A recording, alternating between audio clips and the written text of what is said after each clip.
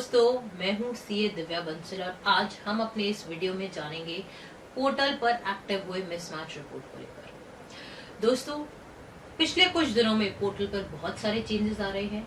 नया return system नहीं आके रादर पुराने सिस्टम को ही इम्प्रोवाइज किया जा रहा है ताकि रिटर्न्स अच्छे से डाली जा सके, एरर फ्री तरीके से डाली जा सके और जितनी भी परेशानी टैक्स पेयर्स को हो रही है उन सबको खत्म कराया जा सके। इसी में एक मेजर एरिया आ जाता है मिसमैच रिपोर्ट का। वो कैसे अवेलेबल होंगी वो मैं आज आपको इस वीडियो में बताऊंगी। बट इससे पहले अगर अभी तक आपने मेरे चैनल यानी टैक्स विदाउट टीयर्स को सब्सक्राइब नहीं किया है तो प्लीज आप मेरे चैनल यानी टैक्स विदाउट टीयर्स को सब्सक्राइब कीजिए। साथ ही बने बेल आइकन को क्लिक कीजिए ताकि आपको रेगुलर वीडियो अपलोड्स के बारे में पता चल सके। इसके साथ साथ आप मुझे लिंक्डइन, ट्विटर, फेसबुक और टेलीग्राम पर भी फॉलो कर सकते हैं ताकि आपको रेगुलर अपलोड्स पता चल सके। और दोस्तों, जीएसटी प्रैक्टिशनर का 4th एडिशन कब आ रहा है, एग्जाम कब होगा, क्या सिलेबस रहेगा, क्या आपको पढ़ना है, कैसे सेंटर्स रहेंगे, वो भी मैं आपको सारा अपडेट करूंगी। अब आते हैं आज के टॉपिक पे यानी मिसमैच रिपोर्ट को लेकर। दोस्तों, पहले से ही हमारे लॉ में एक सेक्शन था 42 और एक था 43 सेक्शन। दोनों ही सेक्शन बात कर रहे थे आपके मिसमैच रिपोर्ट के बारे में।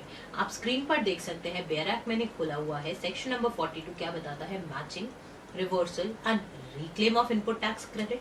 सेम वे सेक्शन 43 आपको बताता है matching, reversal and reclaim of reduction in output tax liability. यानी टैक्स लायबिलिटी और इनपुट टैक्स क्रेडिट के रिस्पेक्ट में कैसे आपको डिस्क्रिपेंसी को दूर करना है, कैसे आपकी मिसमैच रिपोर्ट जनरेट होगी, इसका प्रोविजन पहले से ही था और ये इफेक्टिव भी है। बट इसकी जो MIS रिपोर्ट्स होती है यानी मिसमैच रिपोर्ट्स हैं, वो अभी तक पोर्टल पर एक्टिव नहीं हुई थी। इसकी जो कॉरेस्पॉन्डिंग रूल्स हैं, बेसिकली अगर आप रूल देखोगे, रूल 69 ऑनवर्ड 70th रूल में आपको क्लियरली जीएसटी MIS 1 के बारे में भी डिटेल दी हुई है। 71 में आपको MIS 2 के बारे में भी बता रखा है कि किस तरह से आपको कम्युनिकेट करी जाएंगी डिस्क्रिपेंसीज और कैसे आप उनको रेक्टिफाई कर पाओगे। डिस्क्रिपेंसी एज इन कि मे बी आपके सप्लायर ने रिटर्न नहीं डाली है जिस वजह से आपको परचेज रिफ्लेक्ट नहीं कर रही है। मे बी आपकी परचेजेस कम थी बट एक और परचेज आपको उस पर्टिकुलर मंथ में रिफ्लेक्ट कर गई है, तो क्या वो परचेज आपकी जेन्युइन है या मे बी वो सामने वाले वेंडर ने गलत जीएसटी डिटेल्स डाल दी है। इस तरह की प्रॉब्लम्स आ सकती हैं। तो ये सारी डिस्क्रिपेंसी आप कैसे रेक्टिफाई कर सकते हो, क्या आपकी मिसमैच रिपोर्टिंग है, वो सारी बातें आज हम डिस्कस करने वाले हैं। दोस्तों, मैंने लास्ट की वीडियो में बताया था 2B के बारे में कि किस तरह से GSTR 2B आपको हेल्प करेगा ITC लेने में। अब उसी के अंदर अगर आप देखेंगे, यहाँ पे देखिए दोस्तों, अगर मैं सर्विसेज में जा रही हूँ या रिटर्न्स में जाती हूँ तो आप देखिए यहाँ पे कोई मिसमैच रिपोर्ट का ऑप्शन नहीं आता।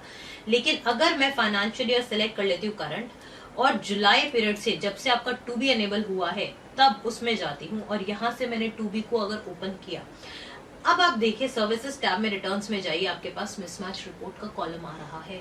यानी अभी आपको मिसमैचेस रिपोर्ट जो है आपके MIS 1, 2 ये सारी यहाँ पे अवेलेबल होंगी। ऑल्दो अगर हम क्लिक करते हैं तो पेज नॉट फाउंड आ रहा है बट इस पे वर्किंग हो रही है ऑन पोर्टल। दैट मीन्स अब आप इजिली अपने मिसमैचेस को भी देख पाओगे, डिस्क्रिपेंसीज भी दूर कर पाओगे और इसी तरीके से और जितने भी डेवलपमेंट्स पोर्टल पर आएंगे मैं आपके पास डेफिनेटली लेके आने वाली हूँ।